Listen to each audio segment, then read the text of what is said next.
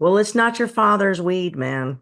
Hey, it's Dr. Toker, your friendly neighborhood colorectal surgeon, and despite the last name, I have never once tried any THC product, but ironically, I do write medical prescriptions for my cancer patients for THC. It's called the compassionate use. And in the state of Texas, it is legal. So, my patients who have cancer, if they're complaining, I am willing to write for compassionate use marijuana. However, I'm going to caution that. And I've always wondered what the situation is. I do know that balanced THC to CBD, these two things are very similar. They balance each other out. In the modern world, we like to grow things with more, thinking that more is better.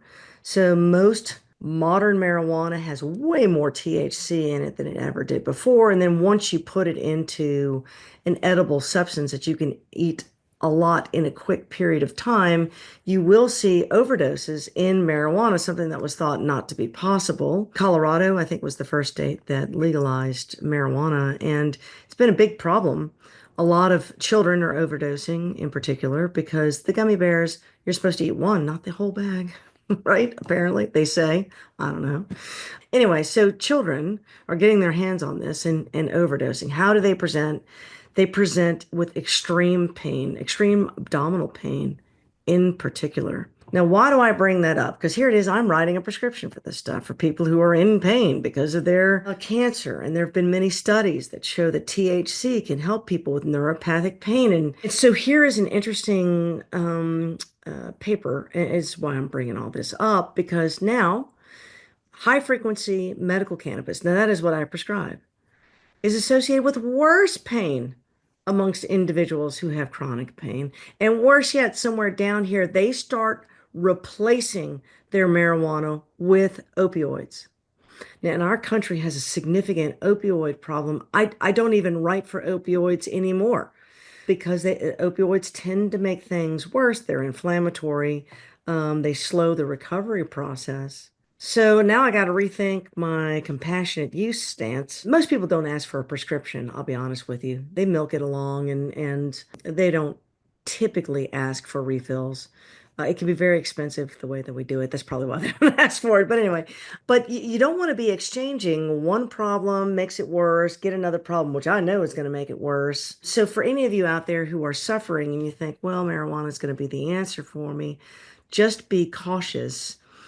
One of the reasons they never really FDA approved THC as a medication, even though we have studies showing that it helps, is because it's very difficult to track the treatment curve. Prescription pharmaceuticals have a distinct linear dose dependent, and then it gets toxic, and then that way you have a narrow window. You know how to dose the medicine. That's how we medicate people. Natural herbal supplements don't follow this dose dependent curve a lot of times because it depends on how old the supplement is, where'd you get it from, your own physiology. It's why the FDA does not approve supplements. And this is why the FDA does not approve THC. So everyone's a little bit different. You might have a friend who can do XYZ amount, no problem, but you can't do that without worsening your pain. So caution all of those out there who think marijuana is the answer. I am certainly not opposed if you have a malignancy or an end-stage untreatable problem. Yeah, it's your God-given right to try whatever you can to tolerate things, knowing that there's no other answer. But for those of you who are recreational with their use, I would say beware. If you're having bizarre, because I get a lot of comments about gut health. Oh, my stomach hurts no matter what I eat. Stomach hurts. Blah, blah, blah. And I know a lot of these people are doing marijuana.